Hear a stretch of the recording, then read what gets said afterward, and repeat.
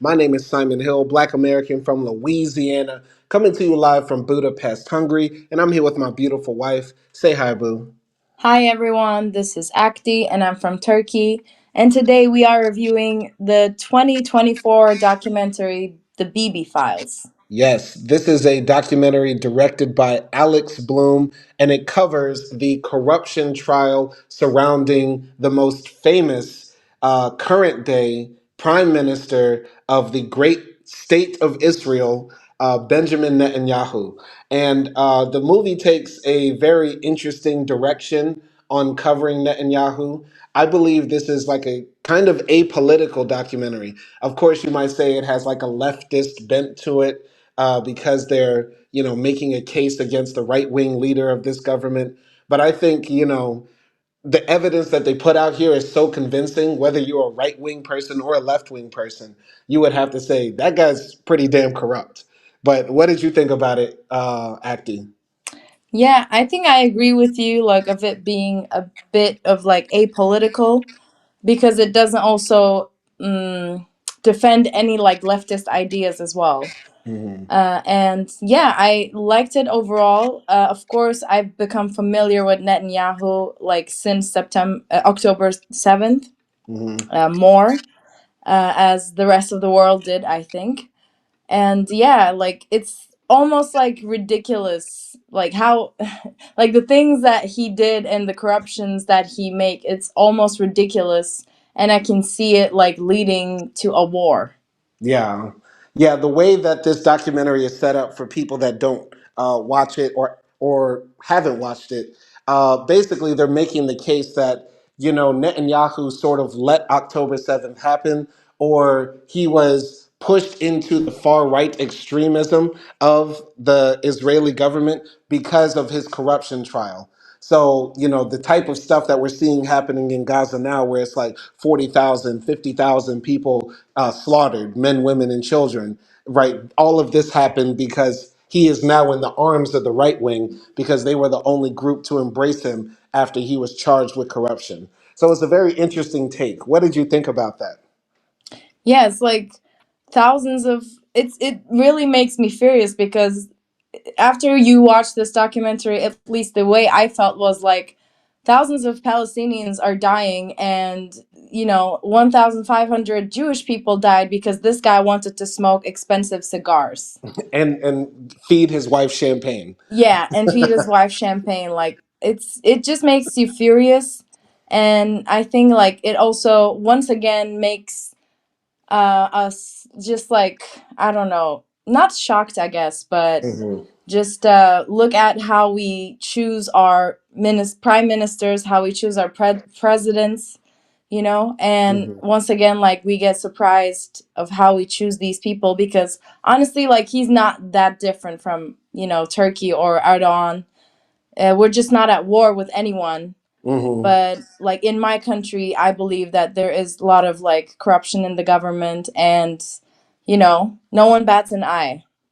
Yeah, it's interesting, like watching this movie as an American, I would say, because, like, corruption in the US government was sort of like unheard of until very recently, like with the Trump administration, right? Like, he owns hotels all over the world, allows dignitaries to stay there. They come to his resort in Florida and Mar-a-Lago, and they're able to have direct access to the president if they pay, right? And this is something kind of very different from any of our other presidents before. You could argue that there has been corruption before in America because of the influence big business has on politicians, but it doesn't feel as, slimy and grimy like other countries, right? But, watching this film, it made me think about my country, like I'm sure it made me think about yours. Yeah, I mean, definitely. Like, it's a bit different type of corruption, I would say, in Turkey. Like, not for cigars, and maybe there is even that, but we just don't know it yet, and it hasn't been like, revealed to the public. Hmm. But basically, like the type of corruption we have would be, like putting people in places where you and your family and the people that would have a smooth travel through life. Hmm. And also like I think a lot of corruption between like Arab businessmen who invest millions of dollars in Turkey. I feel like Erdogan possibly gets a lot of like money from them and then, launders money in that way. Yeah, I think the way you explained corruption in Turkey, it's like, if you know somebody in government, they can help you get the visa to easily travel to Europe, or to help you get that scholarship to study in some fancy school somewhere, or to get a high paying job in some company. Is that sort of like how it works? Yeah, I mean, that is one part of it, but I think there's also like hard cash involved in it as well. Right. And I could say, like in my country, I know I spoke about Trump before, but the blue team has been a part of the same thing. Like I'm from Louisiana, where we have had Democratic politicians hide money in the freezer. Joe Biden's son basically got a job for free in Ukraine working at some oil and gas company just because his last name starts with B and ends with N. You get what I'm saying? So, like, it's not just the Republicans or the right wing in my country that are guilty of corruption, but the way corruption works for us normal people, like in the States, like you can't just pay off a police officer or pay off a judge, right? Like that's very rare. And when those people are caught, there's like extreme punishments for them. You know what I mean? Mm. Yeah, that's the problem, I think, because in Turkey, we don't have a system that checks those things. Hmm. Like, I don't know, we don't have the secret service that, like looks over what the president is spending. Hmm. And most of the economy and like all of the economical systems in Turkey is like controlled by the state. So Hmm. it's like even if they are doing it, it's very hard to like just discover it or just sue them or indict them or whatever, you know? Hmm. Yeah. Yeah, it's very different, right? But I think corruption is a problem in all countries, right, at various levels and at varying degrees. But back to this documentary, right? It talks about how Bibi was indicted for corruption back in 2016, which was something I believe hadn't happened. No, wait, no. In the documentary, they say that other presidents before had been found guilty of corruption. I'm sorry, I don't mean presidents, prime ministers, because in Israel they have a prime ministerial system. But they sent other prime ministers to jail. But Bibi was sort of the one who was able to avoid it, who has been able to outlast it. And Bibi so far has been the longest serving prime minister of Israel. And the documentary basically opens up with him being interrogated by police about his relationships to other, high-ranking business people, and how basically they've been forced to sort of give the prime minister gifts. And they start interviewing people like this man named Arnon Michel, I believe that's his name. And he's basically this Israeli who moved to America and became a big time Hollywood producer, makes millions of dollars, and he basically has a tight relationship with Netanyahu. And he's able to get sort of certain favors after gifting Netanyahu certain things. So he gives like Netanyahu like these very expensive cigars, very expensive bottles of champagne, right? And in exchange, Netanyahu does things like help him out with the tax law, right? There's a new tax law that says billionaires have to pay, more. And what do you know? Netanyahu's able to talk to the finance minister to make that law, be postponed. Arnon Michel has a problem with his U.S. visa. He's about to get kicked out of the U.S. Bibi calls up somebody that calls up the Secretary of State of the U.S., John Kerry, to then help Arnon stay in the country, right? So it's very interesting how they lay out the case against Bibi, because they interview all these people that are close to him and journalists as well. And what did you think about all of those scenes? Yeah, like first of all, I want to like applaud for, Alexis, what was her name? Alexis Bloom, Hmm. for doing the documentary. She's actually like a white South African director Oh who wow. has Okay. like a Jewish father. Okay. But yeah, like I really like how they just had those real footages of the people who work with him, and you can see like how stressed they are. They're like sweating in front of the police, and some of them are like just coming clean Hmm. and saying like what happened, and some of the other ones like the billionaire guy Arnon, right? Hmm. They're like trying to defend Netanyahu and things like that. But it's just like the whole thing is so in your face ridiculous because he's Hmm. reaching out to all these government officials in his own country in the freaking United States Hmm. and getting stuff done for one person who is Hmm. a billionaire Yeah. and like in who's a producer. Yeah. So yeah, and also like it was hilarious. Like they show his wife Sarah, and later on in the documentary they have like a bigger portion about her. But Yeah. Yo, Sarah is a character. Basically, she carried this movie. Somebody get this girl an Oscar. Best supporting actress goes to Sarah Netanyahu. yeah, she's like in front of the police going crazy, like telling them all sorts of things, telling them that they are like they should be ashamed. This is bullshit. This is what Yeah. you do? Disgusting. Yeah, it's like I'm the like, me and media Sarah. hates us. Everyone hates us. We're just good people who want peace. I'm like, me and Sarah both agree on something. We hate the police. Yeah, like it's like after watching this documentary and you're introduced to the whole Netanyahu's, like the Yeah. mother and the son, Uh huh. and yeah, you think I thought Netanyahu was the best of all three of them. That's gotta be, that's crazy to think. Like, your father and your husband is like a war criminal wanted for charges by the ICC, and he's the best person in the family. Like, he Yeah, comes across. because like his he, son is like a Jewish supremacist, yes. and his wife is like a drunk Karen. But he comes across like the cool one. Yeah, at least like I don't know. He at least even though he's a bad person, he Yeah. comes off as like logical and sane to Yeah. a degree. Netanyahu is an interesting character because this movie, I feel like it was made for an Israeli audience because they sort of gloss over his life story, but he's actually lived like a pretty interesting, sort of like James Bond life. He was a young man. I believe he was a part of that generation that was the first generation of Israelis born in the nation after it was created in 1945.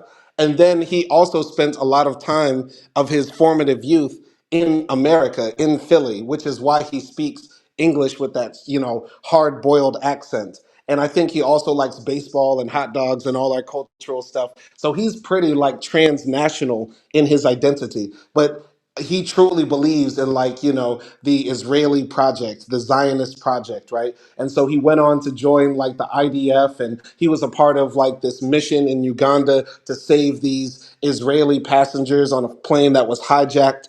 And in the movie, they talk about what he was like in his youth and how he was so close to his brother. I think his brother's name was Yuri or something like that.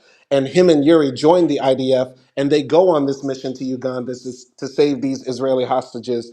And they save all the hostages, and nobody dies in the mission except his brother, right? And that sort of forces or compels Netanyahu to like enter politics. He enters into the limelight, and that's how his political career begins. But overall, he's a pretty interesting character, despite his nasty habit of committing genocide. But what did you think about like that part of the film? Yeah, I mean, it's sort of built up like the making of a villain a Mm, little bit, but obviously like yeah, you cannot blame like just that one incident, but like there was a guy in the documentary that was his best friend like hmm. since childhood, but this guy's like now against him, but he used to be his best friend, and he talks about Bibi and his brother like they were very close, and Bibi used to look up to his brother. And I can't imagine like how, losing your brother to something like that would be very impactful in your life. It doesn't justify anything that he did or is doing right now, Hmm. but it sort of like feels like, the beginning of the villain story a Mm. little bit. Yeah. I mean, if you're going to say, villain story, you would have to say that the Zionist project is villainous. But because I get the idea, Bibi really believes in Zionism, like in his full heart and body. You know what I mean? Which is why he's able to just do the worst things and still, walk around with a straight face. Yeah, because like I think one of the most sensitive moments in the documentary is like when they interview the housekeeper. Mm-hmm. in their like mansion or whatever. Mm-hmm. And the housekeeper lady, she's so sweet. She's like, she starts crying, and she Mm-hmm. says like, I didn't know like those champagnes came from a rich man. I was just instructed to like open them for Sarah. Right, right. And she's saying like, if my parents knew what I did, they would be so like ashamed of me. I don't want these things to get out. Please help me. Like, she's crying and she's feeling Yeah, ashamed that she has been like sort of become like a partner in their crimes. right. But for Bibi, And there is no shame. yeah, like I was thinking like poor, like this poor woman is crying because of what they did, and Hmm. she has like the smallest part in it. Right, right. But Bibi, like, he'll straight up lie, to their faces, to the police, and the police are interviewing Bibi, about all of the champagne and cigars he got from his rich friends. And he says, I don't remember talking about this. I don't remember talking about that. But later on, he says, I do remember talking about the visa to the Secretary of State of the U.S. for my buddy Arnon, and I'm like, how do the police not just burst out laughing when he says this? And secondly, how can Bibi just straight up lie with a straight face and feel no shame in this case? Because how do you say I don't remember this, I don't remember that, but I do remember this very specific thing? You know what I mean? Yeah, I mean, I guess like he had to confess that part, maybe like because Yeah. it's documented, and also like his tactic is so low, like both of like all of their tactics, because Bibi is constantly like, it's like ridiculing the accusations, saying Hmm. like, oh, they're just like gifts from friends, Yeah. or saying like, he's saying, I didn't count the champagne bottles at my house. Like, what do you want me to do? Count them? Or I things think like that. And then he's constantly also saying that he doesn't remember. It's like, how are you this type of president and then you don't remember anything that happened in your life?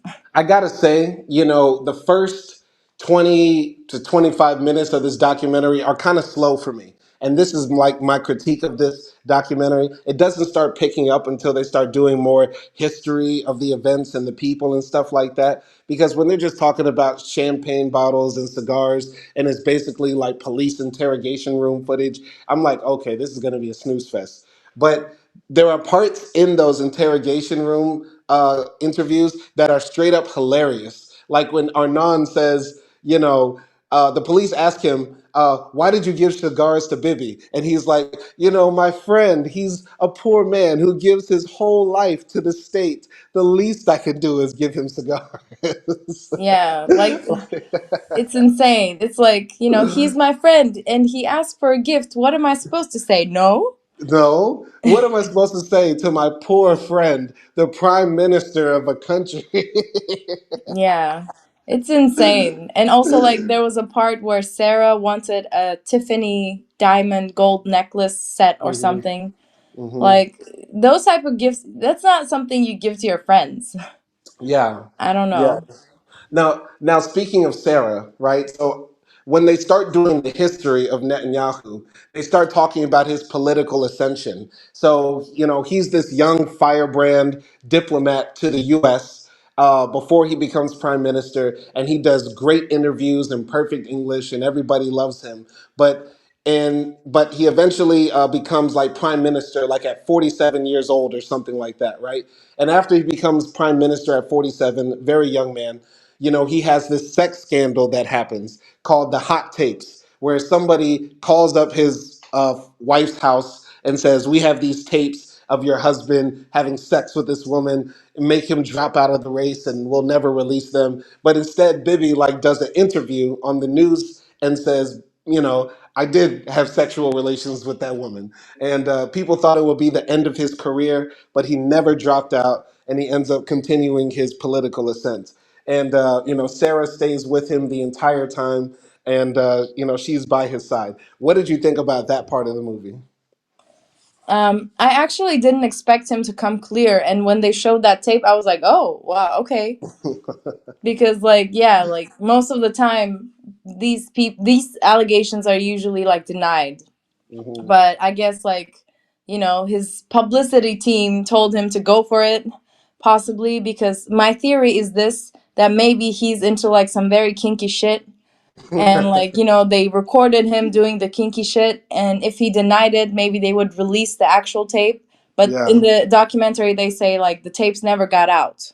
So I feel like to, finish it and just move on with it, he just came clean. Yeah. And he sort of made it like, this is only between me and my family and my wife, and I don't owe any explanation to the public. Hmm. And he sort of like took that route and, just went with it. And I guess it worked. You think Netanyahu is getting like pegged by a Palestinian? Yeah, it's like a Palestinian drag queen is like pegging him and whipping With him, just slapping possibly. him around. Yeah. I'm a bad boy. I'm a bad, bad boy. I'm a bad Jewish boy. Wow. We're definitely getting banned. Yeah, definitely. But no, I thought that part was interesting. I never knew that part of Netanyahu's story.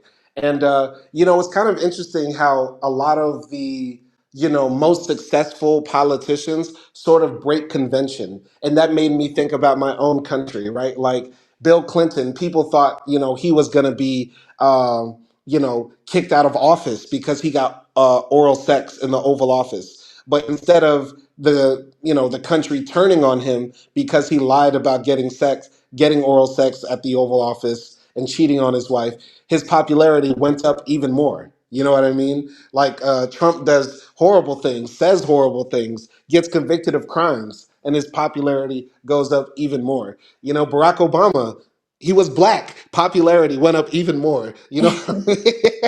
Wow. You have to be, you can do anything in this world except be a woman generally, and your popularity will go up if it goes against convention. So Well, I found that part interesting. Go ahead.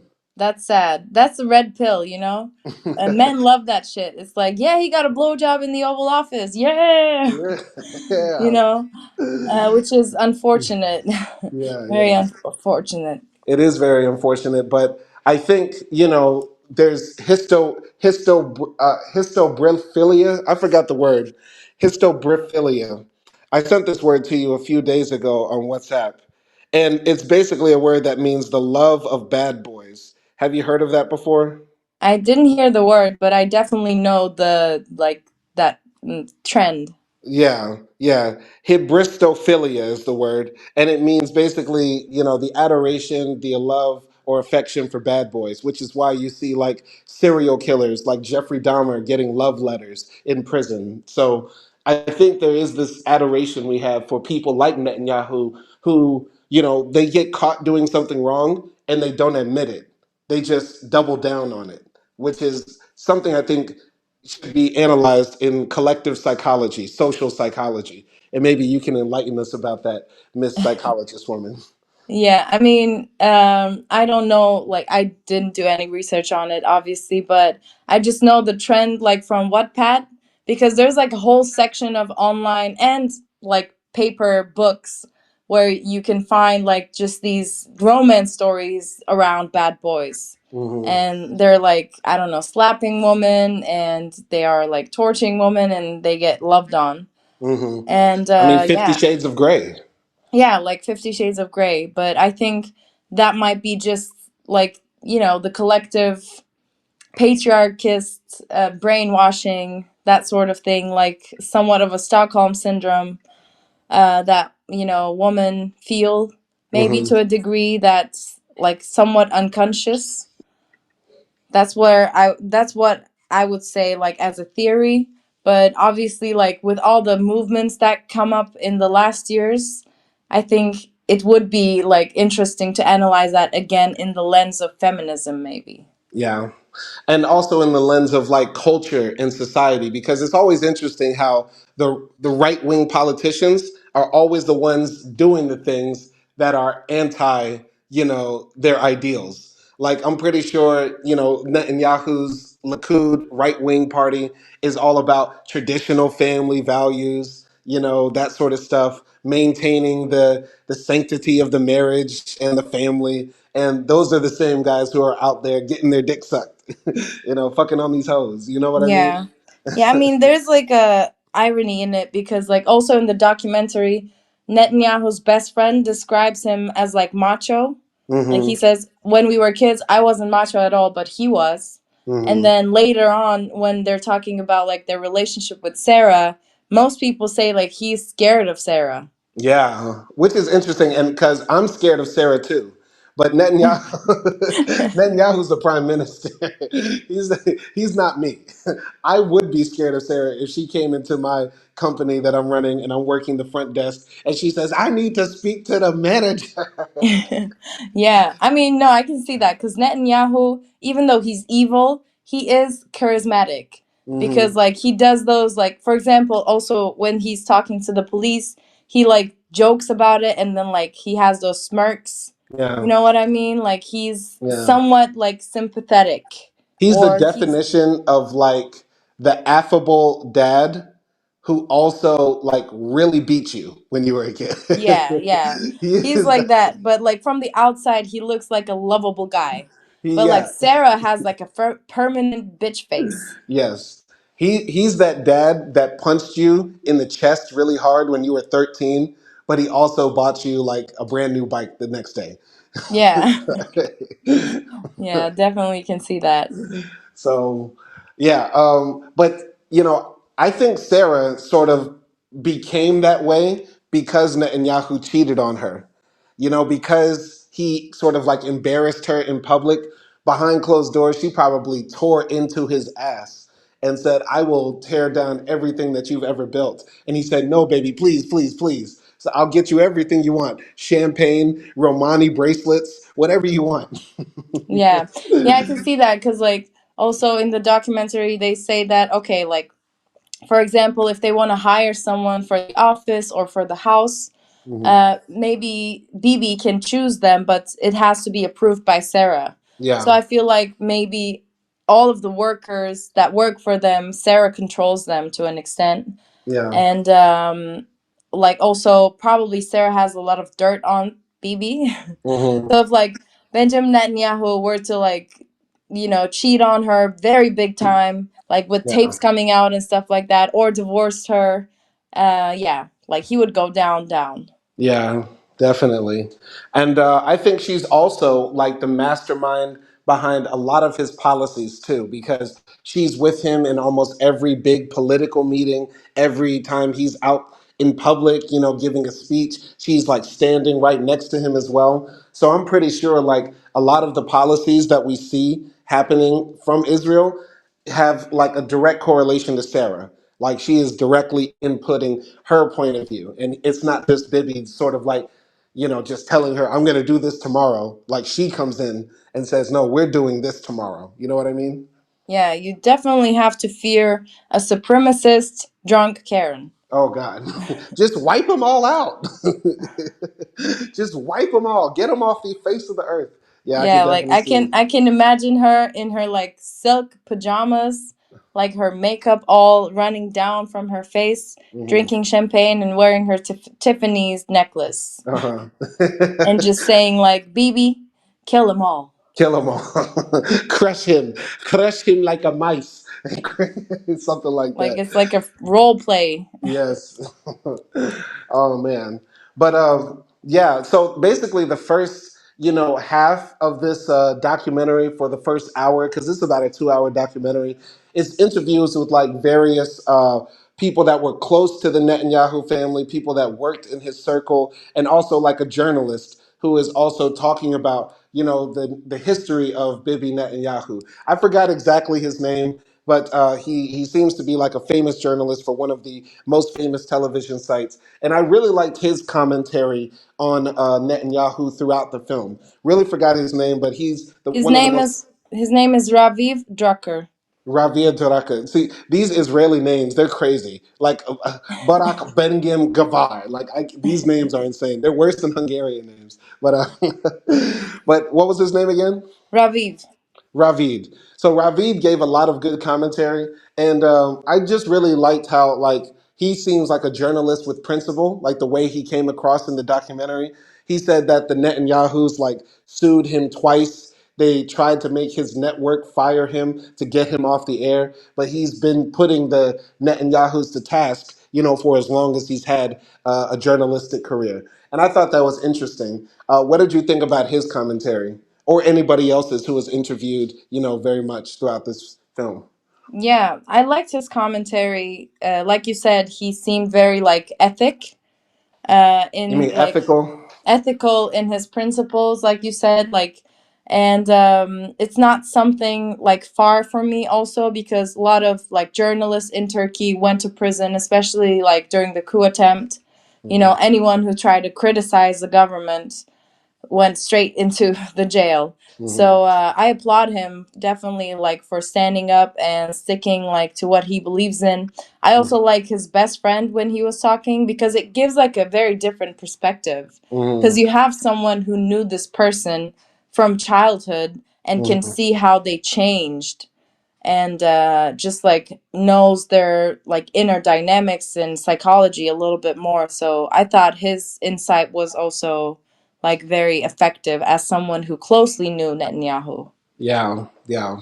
So I also liked how in this documentary, they showed that, Netanyahu really did the corruption, because they interviewed like hundreds of people here, and they were pulling out like billionaires that I even heard of, like Sheldon Adelson came out of nowhere. Like this is a guy that I knew about before, because he also funds like right-wing extremists in our country who are in the media spreading propaganda and lies. So it was very unsettling to me to like see so many people who have a hand in influencing not just one country's politics but another country's politics as well. And it was also interesting to see like these people sort of like turn on each other. There's a scene in the film where the billionaires are like confronted by another billionaire who said, "Yeah, you gave him money." "No, I didn't give him money." "Why are you talking about I gave him money?" You know what I mean? Like they start fighting amongst each other and stuff like that. And also another thing that happened in the documentary, they show that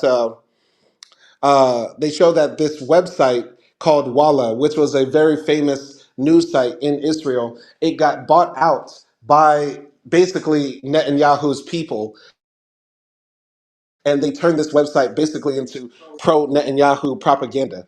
And Netanyahu is like trying to fight these charges that he influenced the site altogether. But then eventually he confesses and says, we want just media that reflects the values of Israel. We want, positive news about our administration. Don't just attack us with leftist lies and leftist bullshit.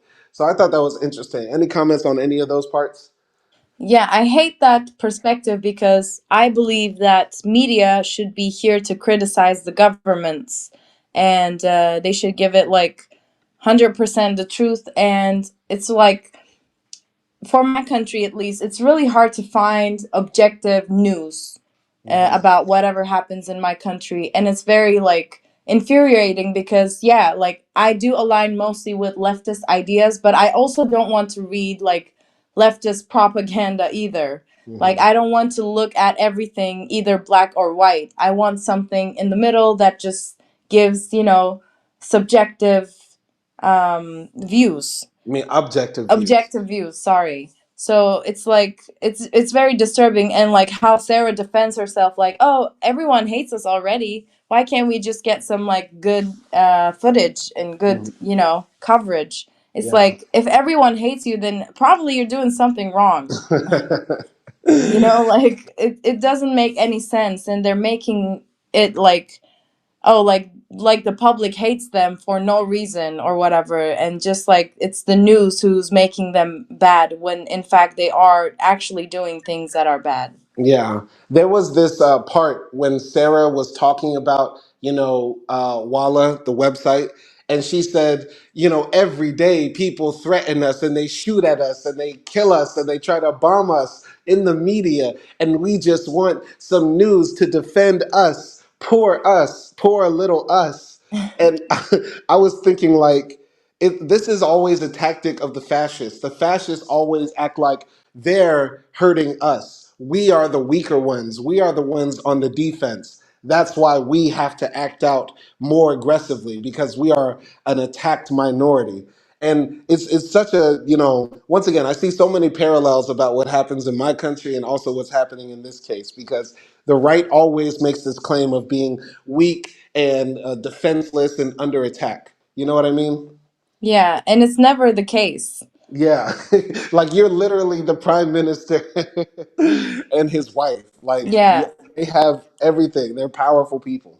this was hilarious because like Sarah was in that in that interview. Sarah was saying, "I go to the countries, I meet the princes and the princesses and the kings and the presidents, and I am a good like representation of our country."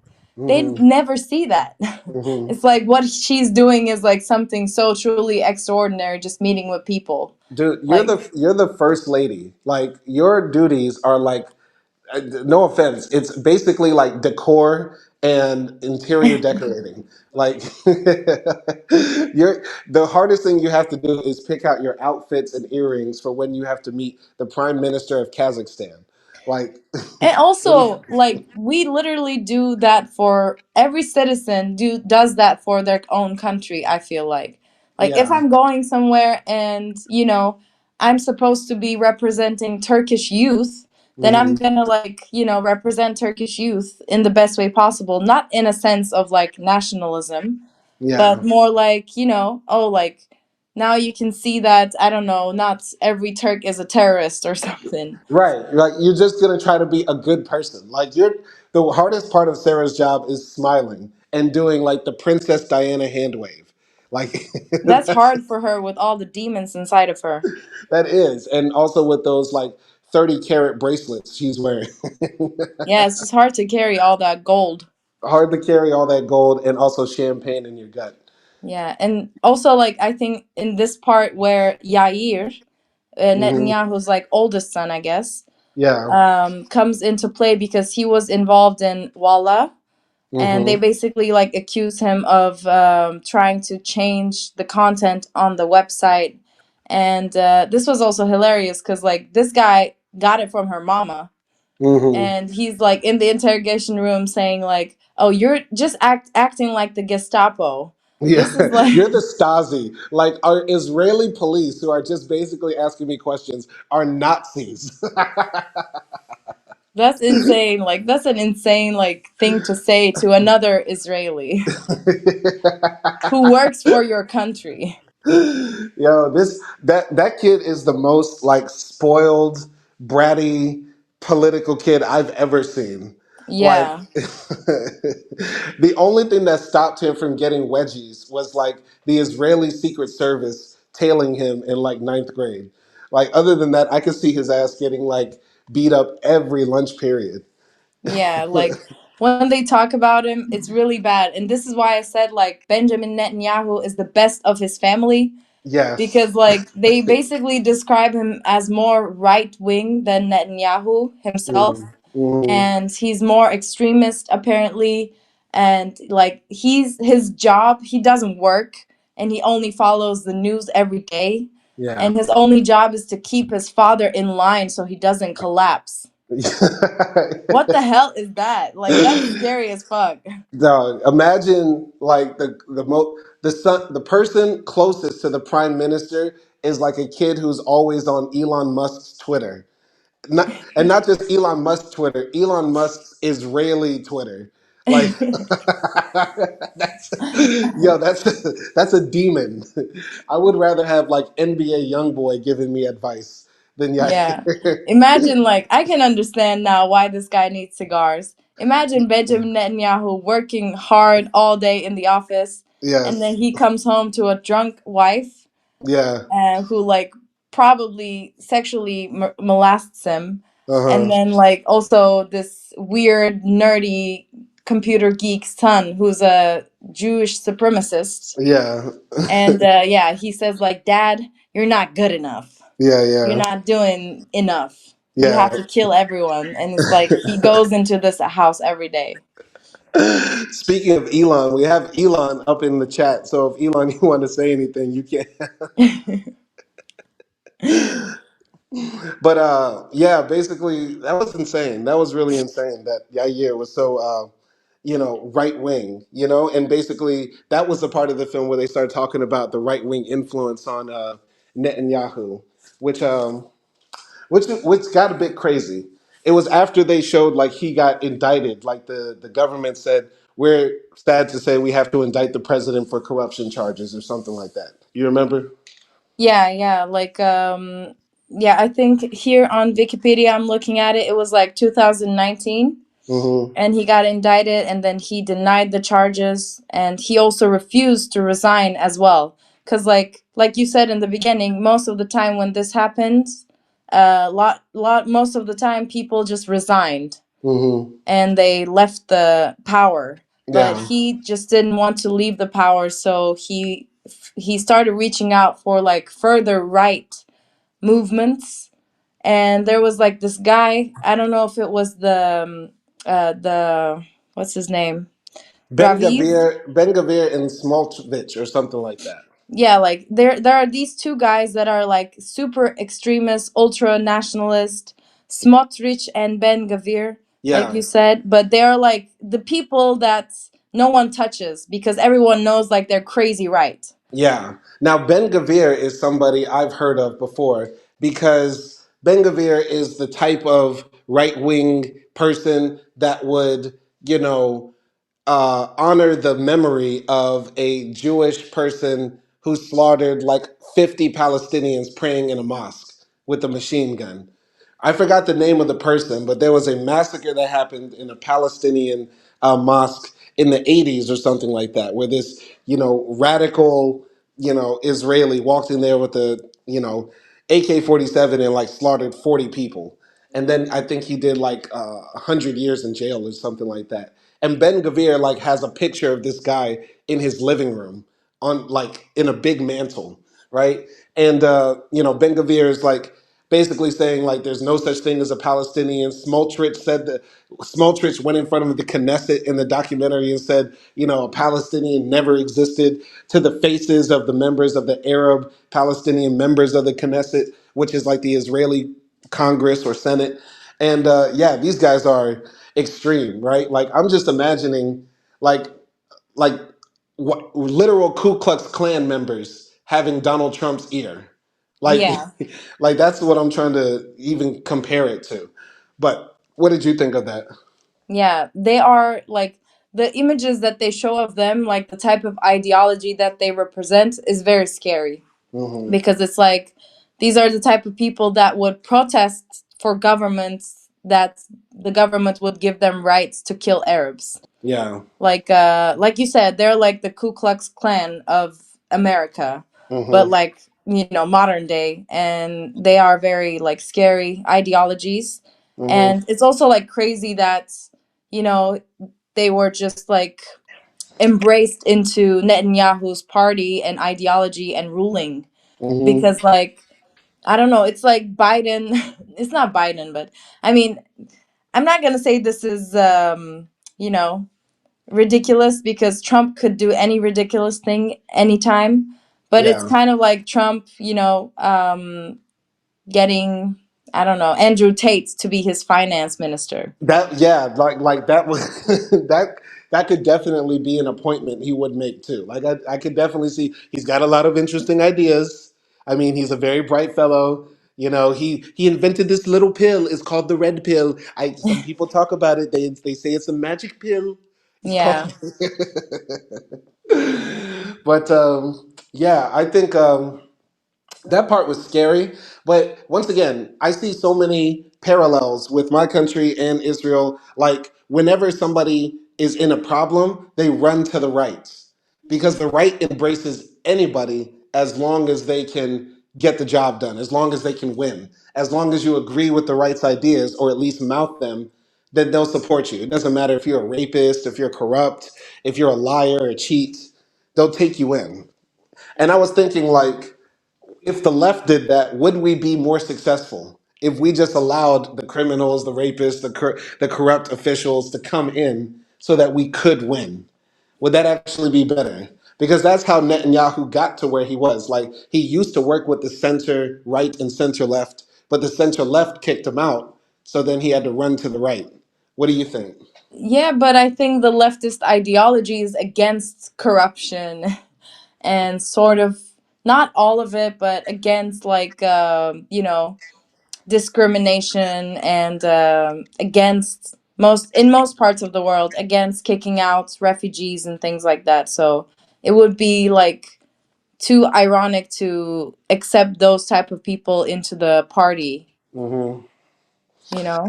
Yeah. Like, how Yeah. could left in America can include an ex Ku Klux Klan into their party? We just say everybody's got a past. We nobody's perfect.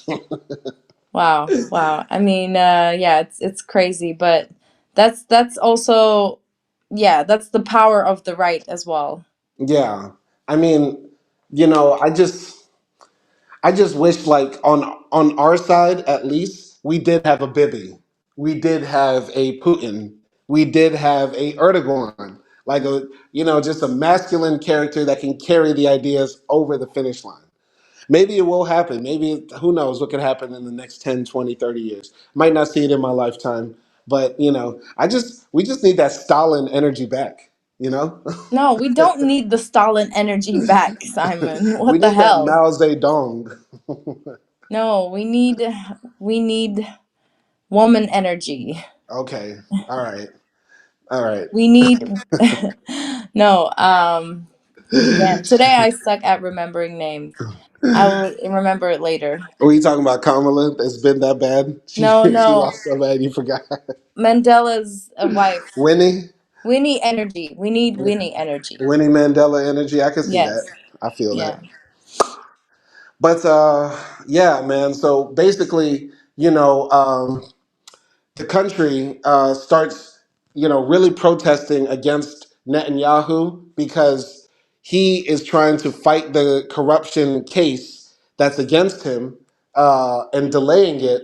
And he comes up with a plan to basically rewrite the Constitution of Israel so that the Supreme Court would have less jurisdiction on what he does. And he will be able to pick the judges that will hear his case or hear the appeal on his case, which the whole Israeli society, or at least a large portion of Israelis, head out to the streets for weeks and weeks and weeks, protesting, marching, throwing up picket signs, fighting with police, and basically showing their dissatisfaction with Netanyahu trying to be so blatantly corrupt.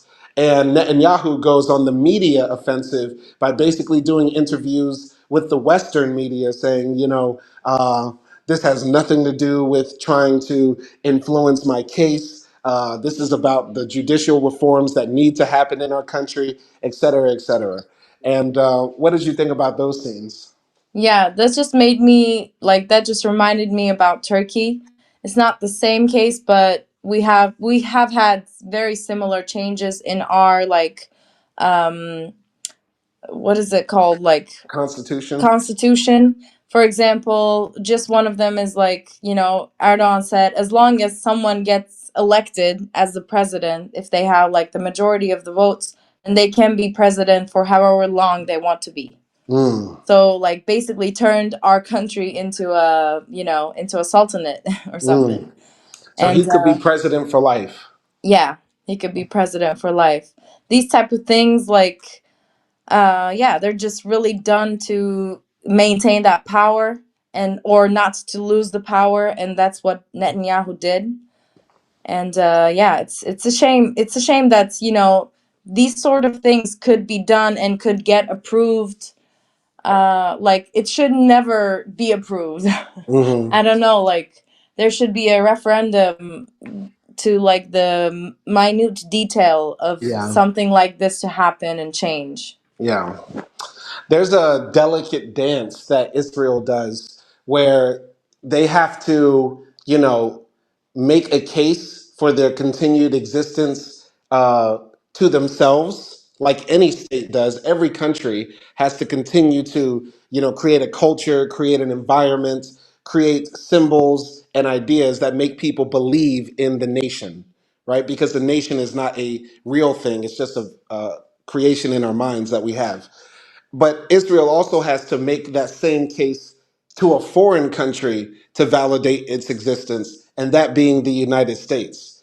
And so the argument that we make in the US for Israel's existence is that Israel is a democracy, and under that subtext, they're white like us too, right? So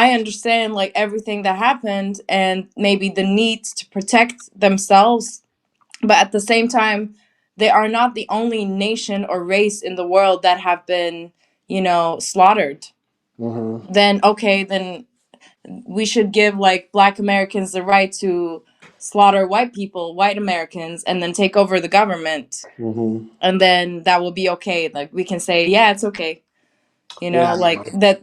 We understand that they take an extremist view Hmm. because they've suffered for so many years Yeah. because of a lot of things. Right. But you have to like, yeah, you can be a nationalist state, but I don't think it should be to the level of that extreme, because we're talking about today where they are being protected by a lot of countries Hmm. and a lot of powerful countries like America, like Right. Germany, and more countries like those, like those ones, and most of those countries hate Arab countries. So like I don't understand the need for that much extremism. Yeah. I mean, the movie, I think, in and of itself, doesn't make an anti Zionist stance, of course, because it was made by, a person who I believe might be a Zionist. I have an idea. Alex Bloom, because of her Jewish heritage, might be a Zionist, though I don't know. And either way, watching the documentary, it's not like they're talking about the fall of the Jewish state or anything like that. But speaking of slaughter, Wow. the next part of the film, after they show the protests, the Israelis in the streets marching against the Netanyahu government, we head to October 7th, and there's a montage, which is probably the most horrific montage in this documentary about basically a war criminal there could be. They're showing images of October 7th, the paragliding Hamas fighters rolling into the kibbutzes outside of their open air prison, shooting at dogs, running into music festivals, busing AK-47s into like Kia sedans, and taking hostages and stuff like that. And they interview this little Jewish girl who lived in the kibbutz. And a kibbutz, by the way, is like a small, like, communist community, if that can make sense. Like, it's basically a socialist community where everybody sort of like takes care of each other and they have mutual aid and sharing of everything. And she's talking about, I lived in this kibbutz next to the Gaza wall basically all of my life, and I'm only 20 years old. And 90 people that I knew before are now dead. And even though this happened, I don't want to see Netanyahu because it feels like he is the one responsible for this to happen. And basically, the movie sort of builds on that narrative that essentially October 7th happened because Netanyahu had the strategy of keeping Gaza and the West Bank disunified by having Hamas in control of one and Fatah in control of another one, and not having them work together or collaborate, and also being against the idea of a two-state solution. And on top of that, feeling like he could just pay off Hamas by having Qatar send like duffel bags full of like $100 bills, blue notes, blue hundreds, hundreds, hundreds. And so he he just was basically sending money to Hamas to like try to placate them, and that sort of like backfired in his face. That's sort of like the narrative that the movie sort of builds on for Netanyahu's involvement or unpreparedness for October 7th. What did you think about that part of the film? I honestly think by giving money to Hamas, Netanyahu had nothing to lose, Mm, because the best way possible that he would implement his like divide and conquer strategy. And the other positive thing would be, yeah, like what is happening right now.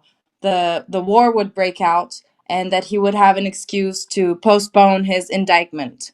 mm. So I don't think like there was a bad side for this to him.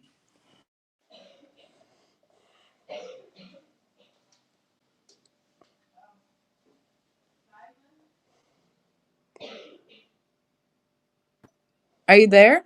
Yeah, Okay, why aren't you talking? I'm I was coughing. just I was just waiting on. I thought you were going to finish your thought. I can't. I can't. I'm Okay. sorry.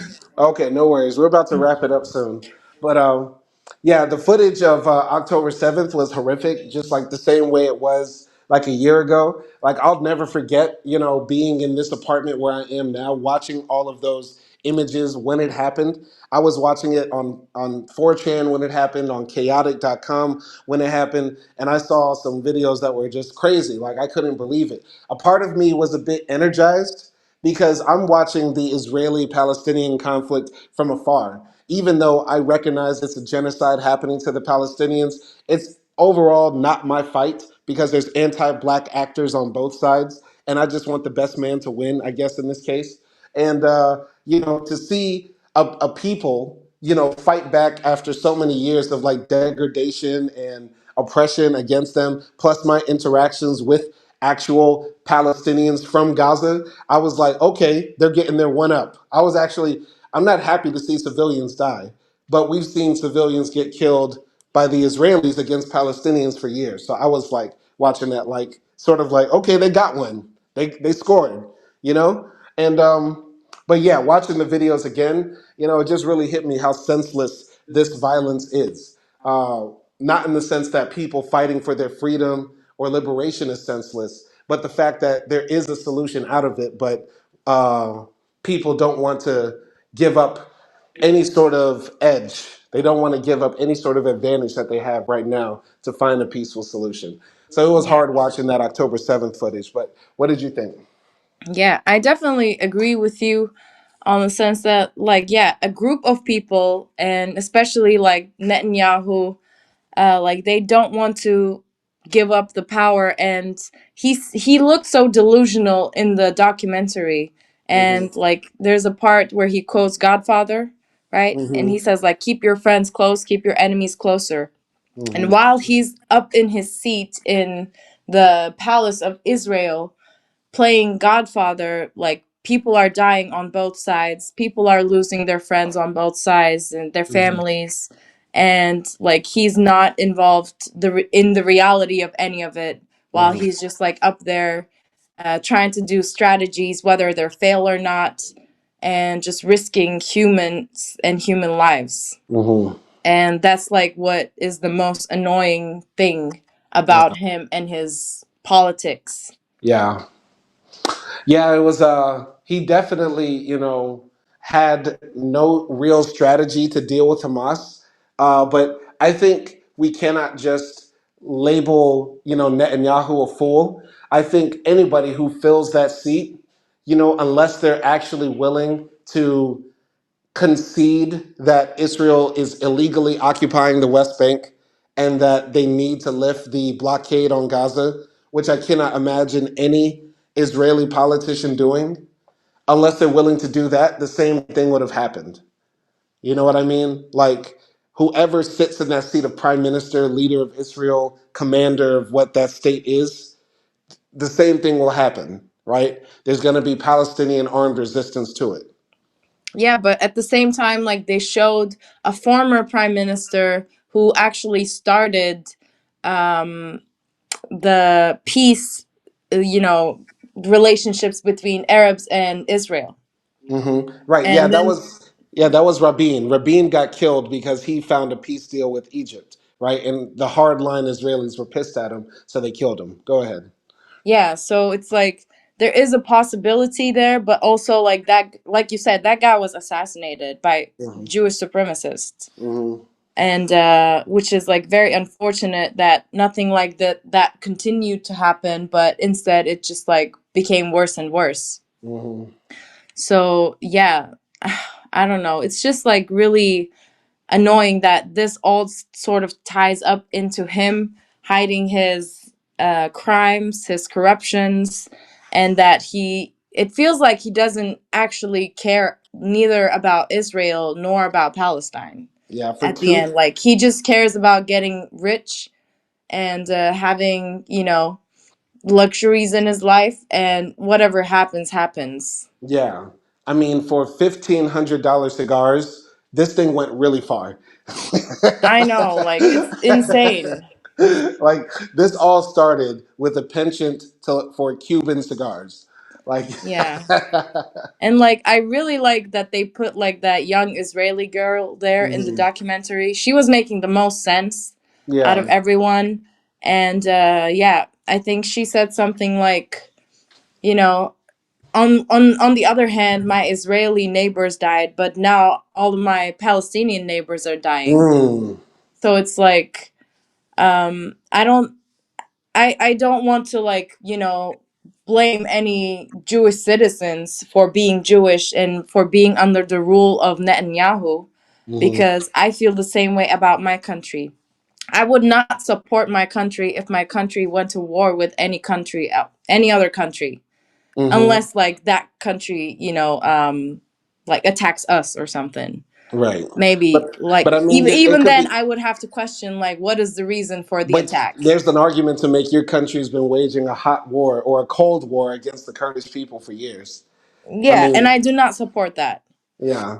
Like I do not support my country when it comes to that. hmm I mean, that young girl in the movie, when she said that part, that my Gazan neighbors are being killed too, even after 90 of her people were slaughtered, I was like, that's a heart right there. Like, that's the heart of like Jesus.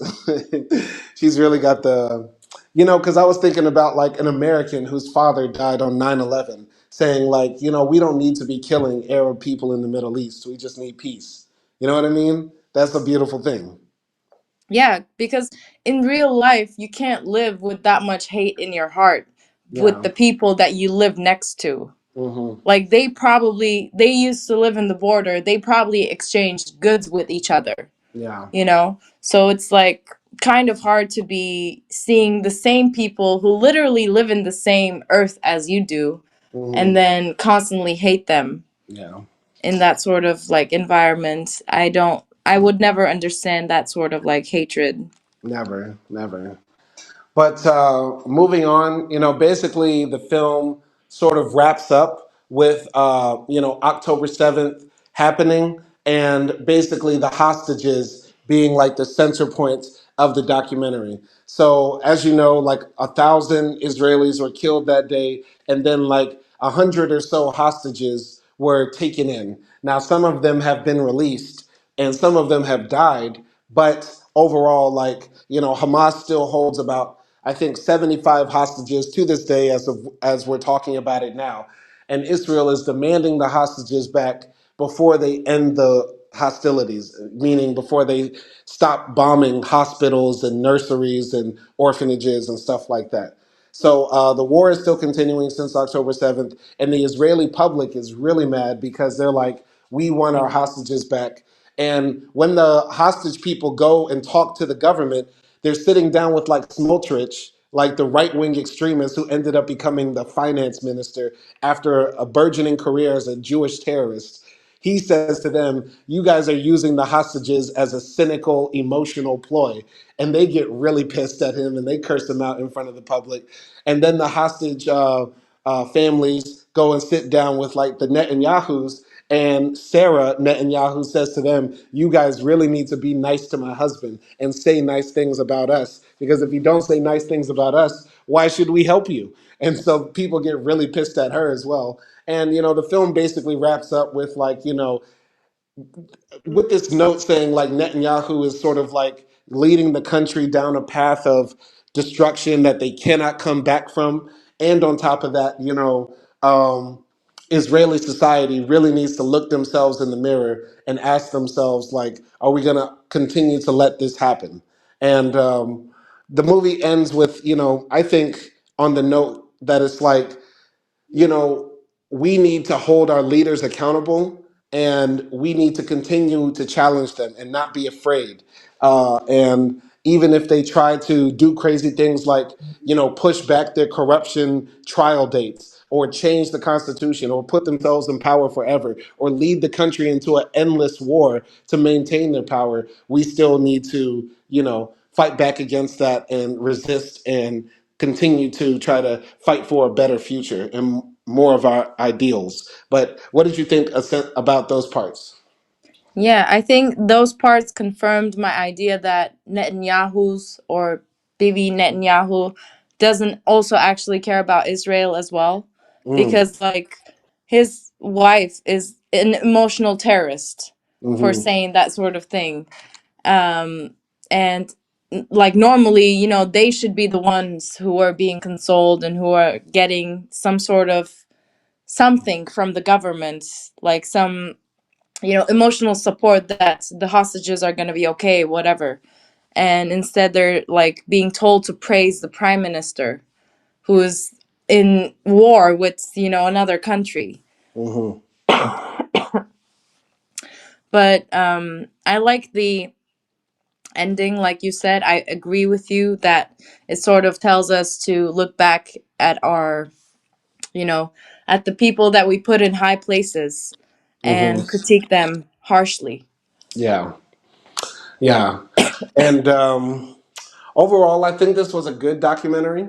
Um, it is kind of a slow political burn. So, like, I would say only watch this, like, if you're really into politics, if you want an inside look at what Israel's political culture is like. This isn't the end all be all of documentaries about Israel. I'm sure there's different points of views, and we shouldn't just take one film as gospel. But this provides another way of looking at the situation, or at least a good introduction, I think, of looking at the situation. And there's always more to learn. So I give this an 8, though it is not like super highly entertaining. It's good food for thought, right? So yeah, I give it an 8. What do you think? Yeah, I agree. I give it a 7.5. I think, like I said, after the war broke out, I've learned more about like Israel and Benjamin Netanyahu, but I've only saw or read parts of it, and this documentary helped me like sort of put everything in place, like, Hmm. and create somewhat of a map. And like you said, it's not like, of course, always take any information with a grain of salt. But overall, I think it was like, to a degree, enlightening in terms of discovering more of the inner workings of Israel and the Netanyahus, basically. So yeah, I'll give it a 7.5. Nice, nice. All right, so this has been episode 97 of Simon and Akdi Movie Reviews, and thank you for listening. And if you have a film that you want us to watch, a documentary that you want us to watch and review, put it in the comments and we'll try to get to it. And follow us on Fanbase, Laji and Ariki. You can find it in the description of this video. And also Akdi. You can just follow her, AKDI, on Fanbase as well. Y'all be easy out there, and peace.